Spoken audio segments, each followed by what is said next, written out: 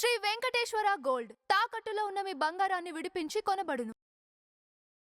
తల్లికి వందనం ద్వారా ఎంతమంది పిల్లలు ఆ కుటుంబంలో ఉంటే వారందరికీ డబ్బులు వేసి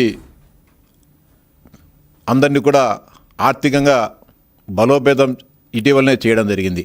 ఇవన్నీ కూడా చూసి ఓర్వలేక డిఎస్సిలో ఏదో జరిగిపోయిందని చెప్పి అరిగిపోయిన రికార్డునే మళ్ళీ టేపు తిప్పుతూ రాష్ట్రంలో గందరగోళం చేయాలని చెప్పి ప్రయత్నం జరుగుతూ ఉంది. నీట్ ఎగ్జామ్లో పేపర్ లీక్ అయిందని చెప్పి కేంద్ర ప్రభుత్వమే గుర్తించిన తర్వాత నీట్ పరీక్షను రద్దు చేయడం జరిగింది. దాని కొనసాగింపుగా ఇటీవలనే గత 2 రోజుల క్రితమే మానవ వనరుల శాఖ కేంద్ర మంత్రివర్యులు ధర్మేంద్ర ప్రధాన్ గారు రాజీనామా చేయడం జరిగింది. ధర్మేంద్ర ప్రధాన్ గారు రాజీనామా చేశారు. ఇక్కడ లోకేష్ గారు కూడా రాజీనామా చేయాలని చెప్పి మాట్లాడుతూ ఉన్నారు. మీకు గత 3-4 నెలలుగా మీరు మాట్లాడుతున్న ప్రతి మాటకు కూడా అటు విద్యాశాఖ అధికారులు మేము కూడా నిర్దిష్టమైన సమాధానాలు చెప్పడం జరిగింది. మీకు ఎక్కడ అనుమానాలు ఉన్నాయో తీర్చడానికి అధికార యంత్రాంగం సిద్ధంగా ఉందని చెప్పినా కూడా మీరు అధికారుల వద్దకు మీకున్న అనుమానం నివృత్తి చేసుకోవడానికి మీరు ఆరోపిస్తున్న ఆరోపణలను వాస్తవం అవాస్తవమని తేల్చుకునేదానికి మీరు ఏ రోజు కూడా ముందుకు రారు. స్వయంగా మేము రాజకీయ పార్టీ తరఫున మీరు ఒక రాజకీయ పార్టీ ప్రతినిధులుగా మనమందరం కూర్చొని బహిరంగంగా మీడియా సాక్షిగా మీడియా ముందు కూర్చుందాం, తిరుపతి ప్రెస్ క్లబ్కి రమ్మని చెప్పి అడిగినా కూడా మీరు ముఖం చాటేశారు. స్వయంగా లోకేష్ బాబు గారు కూడా మీకు ఏం అనుమానాలు ఉన్నాయి, నేను సవాల్ చేస్తూ ఉన్నా, జగన్మోహన్ రెడ్డి గారిని చర్చకు రమ్మని చెప్పండి, ఆయనకు ఏ అనుమానాలు ఉన్నాయి ఆధారాలు సహా రమ్మని చెప్పండి, నేను నివృత్తి చేస్తా అని చెప్పి లోకేష్ బాబు గారు కూడా సవాల్ చేయడం జరిగింది. మేము కూడా చెప్పాం, జగన్మోహన్ రెడ్డికి వీలు కాకపోతే మీ పార్టీలో ఏ స్థాయి నాయకులు వస్తారో మేము కూడా అదే స్థాయి నాయకులం వస్తాం, మీ తాడేపల్లి వైఎస్ఆర్సీపీ కార్యాలయంలో చర్చించేదానికి మేము సిద్ధంగా ఉన్నామని మీకు స్పష్టంగా చెప్పినప్పటికీ ఈ రోజు వరకు కూడా మీ నోటి నుంచి సమాధానం రాకపోగా కుట్రలు కుతంత్రాలతో ఏదైతే గొడ్డలి పట్టుకొని మీ కుటుంబ సభ్యులను హతమార్చారో ఈ రాష్ట్రంలో ఉన్న యువత మెడలపైన గొడ్డలి పెట్టి వారి ఆశలను ఆకాంక్షలను దెబ్బతీయడానికి మీరు ప్రయత్నం చేయడం జరుగుతూ ఉంది. నిరాధారమైన ఆరోపణలు చేయడం జరుగుతుంది. నిన్న కూడా కొంతమంది చెప్పారు వైఎస్ఆర్సీపీ నాయకులు స్పోర్ట్స్ కోటాకు సంబంధించి బ్యాకప్ సర్టిఫికేట్స్ లేకున్నా కూడా కొంతమందికి ఉద్యోగాలు ఇచ్చారని చెప్పి చెప్తా ఉన్నారు. ఇది మీరు సచివాలయంలో ఇచ్చిన ఉద్యోగాలు స్పోర్ట్స్ కోటాలో ఇచ్చిన 2300 మంది ఉద్యోగాలకు సంబంధించిన వివరాలు మీ ప్రభుత్వం ఇచ్చిన వివరాలే. దీంట్లో 100 చూపిస్తా, బ్యాకప్ సర్టిఫికేట్ లేకోకుండా మీరు ఉద్యోగాలు ఇచ్చిన దాంట్లో ఆర్చరీ విభాగంలో కే స్వాతి బ్యాకప్ సర్టిఫికేట్ లేదు, ఆర్చరీ విభాగంలోనే రాయపాటి లక్ష్మి బ్యాకప్ సర్టిఫికేట్ లేదు, అథ్లెటిక్స్లో సోమశేఖర ఆయనకు లేవు, ఇలా చెప్పు. అదేవిధంగా అథ్లెటిక్స్లోనే ఆర్వి నాగేంద్ర కుమార్ ఆయనకు లేదు. ఇంత దారుణంగా ఇంకా దారుణం ఏదంటే మీరు ఇచ్చిన సర్టిఫికేట్స్ను ఒకసారి పరిశీలిస్తే ఏదైనా కానీ సర్టిఫికేట్ ఇచ్చినప్పుడు ఎక్కడ టోర్నమెంట్స్ జరిగాయి, ఏ నెలలో జరిగాయి, ఏ తేదీన జరిగాయని చెప్పి స్పష్టంగా సర్టిఫికేట్లో ఇవ్వడం జరుగుతుంది. మీరు ఇచ్చిన ఉద్యోగాలను ఒకసారి పరిశీలిస్తే ఎంత దుర్మార్గకరంగా ఉన్నాయి. సోమశేఖర్ అని అతను 2011-12లో ఏది అథ్లెటిక్స్లో పాల్గొనడం జరిగింది. బ్యాకప్ సర్టిఫికేట్లో కూడా 2011-12లోనే ఇచ్చారు. కానీ 2011 మీరే చెప్పారు, నేను సెలవు ఇచ్చారు. మెయిన్ సర్టిఫికేట్కు బ్యాకప్ సర్టిఫికేట్ పెట్టేటప్పుడు దీనికంటే ముందు ఆడిండాలని. ఎక్కడ ఆడారు? 2011-12, ఇక్కడ 2011-12. ఏ నెలలో ఇది ఆడారు, ఏ నెలలో ఇది ఆడారు, ఈ నెల కంటే ముందు నెలలో ఆడారా లేదని స్పష్టంగా చెప్పుకోకుండా ఇష్టానుసారంగా ఇవ్వడం జరిగింది. అదేవిధంగా Lakshmidevi Nagalapuram silver medal in SVU inter college 2000, 2001. Same main certificate కూడా participate in all India inter Amritsar 2000, 2001. ఇది ఏ నెలలో పాల్గొన్నారు, ఇది ఏ నెలలో పాల్గొన్నారనే విషయం కూడా మీరు చెప్పుకోకుండా వందలాది ఉద్యోగాలు ఇవ్వడం జరిగింది. కావాలంటే వెబ్సైట్లో ఉన్నాయి, మీరు కానీ ఒకసారి పరిశీలించుకోవాలి. ఇంకా మేము అత్యంత పారదర్శకంగా డిఎస్సి నిర్వహించాం. మేము పబ్లిక్ డొమైన్లో పెట్టాము కాబట్టి ఎక్కడ కూడా మేము అక్రమాలకు పాల్పడలేదు, అత్యంత పారదర్శకంగా డిఎస్సిని నిర్వహించాం కాబట్టే పబ్లిక్ డొమైన్లో అందరి వివరాలను కూడా ఉద్యోగాలు పొందిన 16,000 పైచిలుగు అభ్యర్థుల అందరి వివరాలను కూడా పెట్టడం జరిగింది. నిజంగా మేమేదైనా తప్పు చేసింటే ఎన్ని పెట్టాల్సిన పనులే దాచిపెట్టిందాం. మీరు గతంలో ముఖ్యమంత్రిగా ఉన్న సమయంలో మీ పరిపాలనా కాలంలో ఆఖరుకు రాష్ట్ర ప్రభుత్వంలో ఇచ్చే జీవోలను కూడా అత్యంత రహస్యంగా పెట్టాలని ఇచ్చిన మీరు ఈరోజు మేము అత్యంత పారదర్శకంగా దీన్ని నిర్వహిస్తే అవాకులు చెవాకులు మాట్లాడుతూ ఉన్నారు. అదేవిధంగా ఇవన్నీ కూడా మేము పెట్టిన సర్టిఫికేట్స్ ఆధారంగా మీరు మాట్లాడుతూ ఉన్నారు.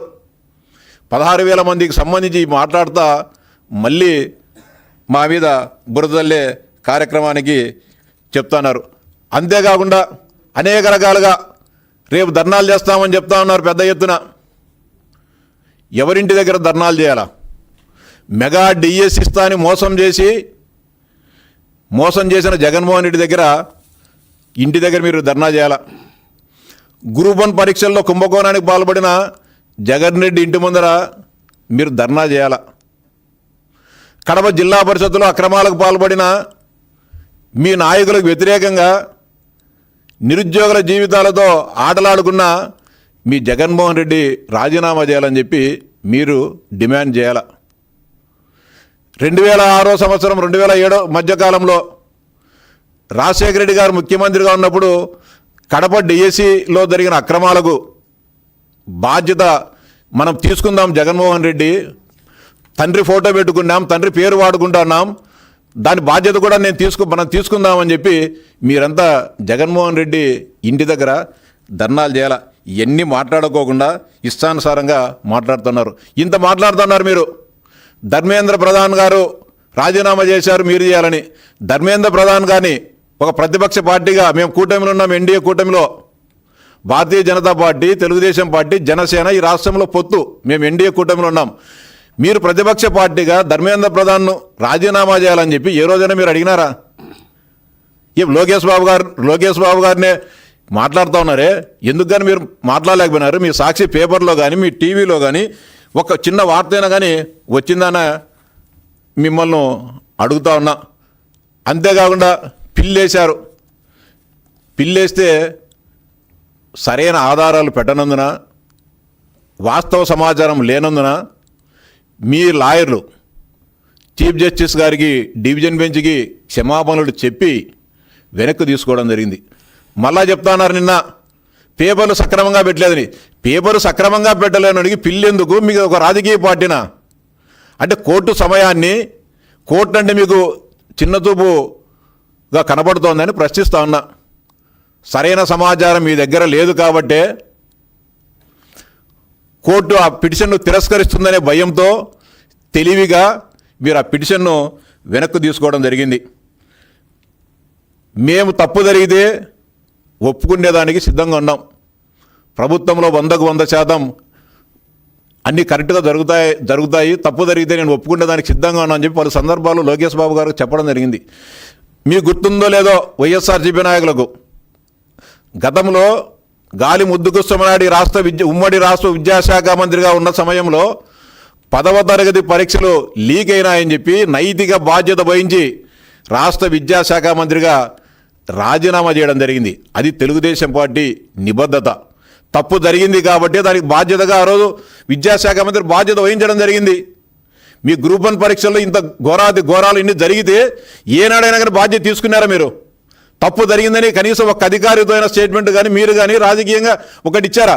ఈరోజు 163 మంది గ్రూప్ 1 అధికారుల పరిస్థితి, వారి భవిష్యత్తు ఏమవుతుందో కూడా తెలియని అగమ్య గోచర పరిస్థితుల్లో ఈరోజు ఉండడం జరుగుతుంది. ఎందుకని మీరు బాధ్యత తీసుకోవాలి? గ్రూప్ 1కి సంబంధించి మీరు ముఖ్యమంత్రిగా ఉన్న సమయంలోనే కదా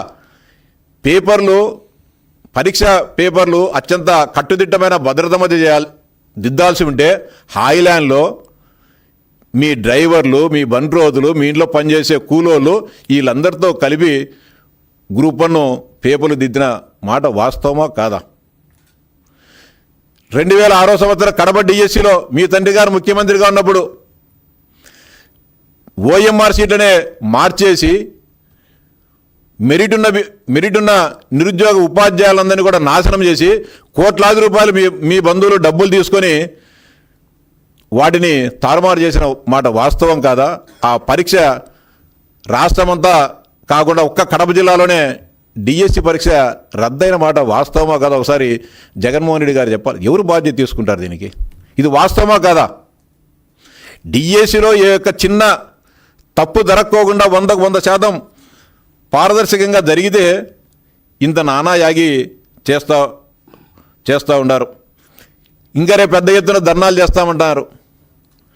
ఈ ధర్నాలో దాదాపు 33,000 గ్రీవెన్సెస్ వస్తే ప్రతి ఒక్క గ్రీవెన్స్కు లిఖితపూర్వకంగా ఆ సంబంధిత అభ్యర్థులను కూర్చోబెట్టుకొని దీనివల్ల నీకు ఉద్యోగం రాలేదమ్మా, దీనివల్ల లేదని చెప్పి స్పష్టంగా అధికార యంత్రాంగం 3 అక్కడ జిల్లా విద్యాశాఖ అధికారి దగ్గర, ఆర్జేడీ గారి దగ్గర, అదేవిధంగా రాష్ట్ర కమిషనర్ దగ్గర కూడా వ్యవస్థలు గ్రీవెన్స్ సెల్ను ఏర్పాటు చేసి అందరికీ కూడా మొత్తం సమాధానాలు వారికి చేయడం జరిగింది.